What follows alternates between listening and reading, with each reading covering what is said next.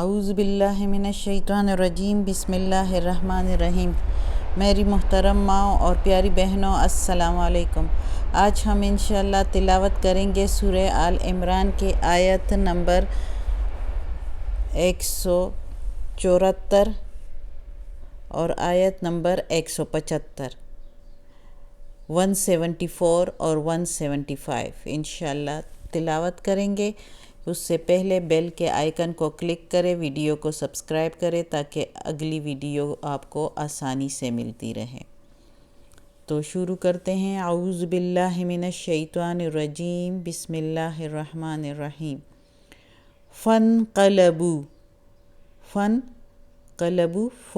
پھر، انقلبوا مڑ گئے یا پھر گئے، بِنِعْمَةٍ نعمت، بے ساتھ نعمت نعمت، بِنِعْمَةٍ من اللہ اللہ کی طرف سے، من سے اللہ اللہ، پھرے ساتھ نعمت اللہ کی طرف سے، وفضل اور فضل اللہ کی، لم کے میننگ ہے نہیں، یمسس یہ پہنچی نہیں، پہنچی ان کو، یمسسکم پہنچی ان کو، اور لم کے میننگ ہے نہیں پہنچی ان کو، سوء کوئی برائی، کوئی تکلیف، واتبعوا اور اتباع کی، یعنی اتباع کی یا تابع ہوئے، رضوان اللہ رضا اللہ کی رضا کے تابع ہوئے، یعنی مسلمان صحابہ کرام رضی اللہ عنہ۔ واللہ اور اللہ، ذو فضل فضل والا، عظیم بڑے فضل والا ہے، اللہ بہت فضل والا ہے۔ تو اللہ تعالیٰ کہتا ہے کہ اس آیت میں صحابہ کرام رضی اللہ عنہ جو انہوں نے ہم نے پڑھا تھا پچھلے سبق میں کہ انہوں نے حمر الاسد تک ان کا پیچھا کیا، اور جو بدر میں دوبارہ جنگ کے لیے مشرکین کے سردار ابو سفیان نے بلایا تھا، کہا تھا کہ ہم حملہ کریں گے بدر کے مقام پر، پھر لڑائی کریں گے، تو اس پر بھی مسلمان دوبارہ چلے گئے ان سے پہلے، لیکن انہوں نے تو صرف افواہیں پھیلانی تھی، آنے کی ہمت تو ان میں نہیں تھی۔ انہوں نے تو ایک قافلہ عبدالقیس کا قافلہ آ رہا تھا، اس قافلے کے ذریعے ان کو کچھ دے دلا کے تو افواہیں پھیلائی تھی کہ مشرکین جو ہے وہ بہت جنگی سامان مکہ والے جمع کیا ہوا ہے، اور بہت بڑا لشکر بھی تیار کیا ہوا ہے، وہ آ کے مسلمانوں کا خاتمہ کریں گے، نعوذ باللہ اس طرح کی باتیں کر رہے تھے۔ تو وہ جو ہے اس طرح کی افواہیں پھیلا رہے تھے، حالانکہ کچھ بھی نہیں تھا، ان پر اتنا رعب تھا اللہ کی طرف سے، مسلمانوں کا اتنا رعب ان کے دلوں میں ڈالا تھا کہ وہ لوگ ہمت ہی نہیں کر پا رہے کہ صرف ڈرانے کے لیے اس طرح کی باتیں افواہیں پھیلا رہے تھے۔ تو جب انہوں نے کہا تھا کہ ہم جو ہے بدر کے مقام پر دوبارہ لڑائی کے لیے آئیں گے، تو مسلمانوں نے اس سے پہلے جو ہے جنگ احد کے 1 سال بعد جو ہے مشرکین سے پہلے ہی بدر کے مقام پر پہنچ گئے، تو ادھر وہ کوئی بھی لڑائی کے لیے نہیں آئے، مشرکین نہیں آئے، وہ صرف افواہیں پھیلائی ہوئی تھی۔ تو ادھر چونکہ بہت بڑا بازار لگتا تھا، تو مسلمان جب ادھر گئے تو کافی خرید و فروخت کر کے اس میں اللہ تعالیٰ نے ان کی روزی میں برکت ڈالی، تو وہ جو ہے کافی کچھ اللہ کا فضل یعنی مالی ان کو کافی فائدہ ہوا اس بازار سے، اور وہ واپس جب آئے تو کافی اللہ کی نعمت اور فضل ساتھ لے کر آئے۔ اور اسی طرح حمر الاسد بھی جب گئے تھے، پیچھا کیا تھا مشرکین کا، تو ادھر بھی ان کو کافی فائدہ ہوا تھا، ادھر بھی ایک بازار لگتا تھا، اور اس بازار میں خرید و فروخت کر کے تو اپنے ساتھ جو ہے اللہ کا نعمت اور فضل لے کر آئے تھے۔ تو اللہ تعالیٰ کہتا ہے کہ اللہ کا نعمت اور فضل ساتھ لے کر آئے تھے، اور بغیر کسی نقصان کے، یعنی گئے لڑائی کے لیے تھے لیکن لڑائی تو ہوئی نہیں، ان کو کوئی بھی تکلیف نہیں پہنچی، کوئی ایک سوئی بھی نہیں چبھی، اور وہ اسی طرح بغیر تکلیف کے واپس جو ہے مسلمان لوٹ کر آئے اور اللہ کا نعمت اور فضل ساتھ لے کر آئے۔ وہ اس لیے کہ وہ اللہ کی رضا کے تابع ہیں، وہ انہوں نے کہا کہ ہمیں اللہ ہی کافی ہے۔ جب ان کو ڈرایا گیا تو اللہ تعالیٰ، چونکہ وہ اللہ تعالیٰ کی رضا کے تابع ہیں، اس لیے اللہ تعالیٰ نے ان پر اپنی نعمت و فضل کیا۔ اللہ بہت بڑا فضل والا ہے۔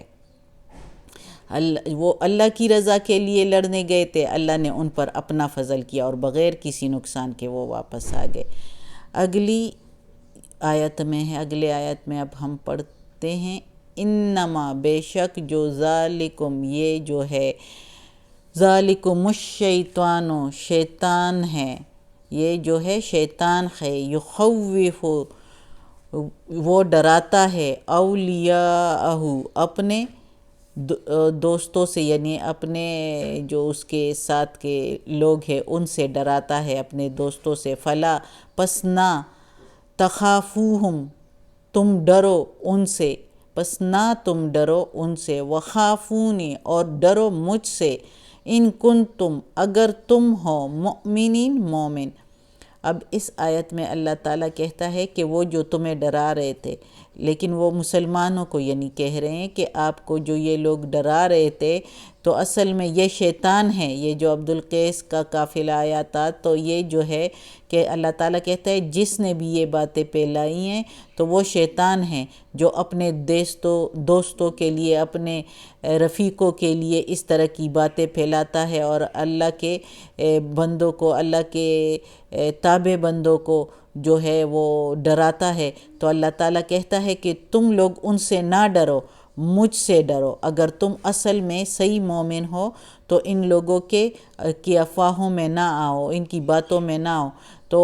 یعنی یہ سارے شیطان ہیں جو اس طرح کی باتیں کرتے ہیں، یہ شیطان کا اغوا ہے، جو یہ شیطان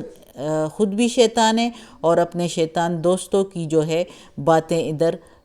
لا کے تو پھیلا رہے ہیں، اور افواہیں ہیں، کچھ بھی نہیں ہے۔ ان کے دلوں میں تو مسلمانوں کا رعب ڈلا ہوا ہے، وہ تو خود ڈرتے ہیں مسلمانوں سے، اس لیے تم ان سے نہ ڈرو اور مجھ سے ڈرو، اللہ تعالیٰ کہتا ہے۔ اللہ تعالیٰ نے کافی آیتوں میں اس طرح مسلمانوں کو ساری باتیں واضح کر دی، جس سے مزید ان کا ایمان پکا ہوتا ہے کہ اللہ جو ہے وہ موجود ہے، اور اللہ جو ہے وہ دلوں کا راز بھی جانتا ہے۔ جو ادھر کی باتیں ہیں وہ ادھر اللہ تعالیٰ مسلمانوں کو وحی کر کے پہنچا دیتے تھے اور سارا کچھ ان کو حوصلہ دے دیتے تھے۔ تو اب یہ دیکھو ادھر بھی کہہ رہا ہے اللہ تعالیٰ کہ نہ ڈرو ان سے اور مجھ سے ڈرو اگر تم اصل میں مومن ہو، کیونکہ بہت سے لوگ ادھر بھی مزید جو منافقین تھے وہ خوف و دہشت پھیلانے کی کوشش کر رہے تھے، لیکن جو مسلمان تھے، پکے اور مخلص مسلمان تھے، ان پر کچھ اثر نہیں ہو رہا تھا۔ صدق اللہ العظیم۔ آج کا سبق ختم ہوتا ہے۔ اللہ ہمیں توفیق دے کہ اس قرآن مجید کا ترجمہ مکمل کر لیں اور اللہ اس پر عمل کرنے کی بھی توفیق دے۔ یا اللہ، یا رب العالمین، یا مالک یوم الدین، یا غفور الرحیم، یا رحمان الرحیم، یا علی کل شیء قدیر، یا اللہ ہماری دعا قبول فرما، ہمیں، ہمارے والدین کو، ہماری اولاد کو، ہمارے بھائی بہنوں کو، ہمارے گھر والوں کو، بھابھیوں نندوں کو، سارے رشتہ داروں کو، کل مومن مسلمانوں کو یا اللہ جنت فردوس میں جگہ عطا فرما۔ یا اللہ دوزخ کے عذاب سے بچا، یا اللہ قبر کی سختی اور وقت نزاع کی سختی آسان فرما، یا اللہ، یا اللہ ہمیں عافیت والے معاملات دے، یا اللہ ہماری تکالیف، بیماریاں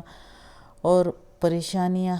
ہم سے دور کر دیں، یا اللہ ہمیں اپنے نیک اور صالح لوگوں میں شامل کر دے، آمین ثم آمین۔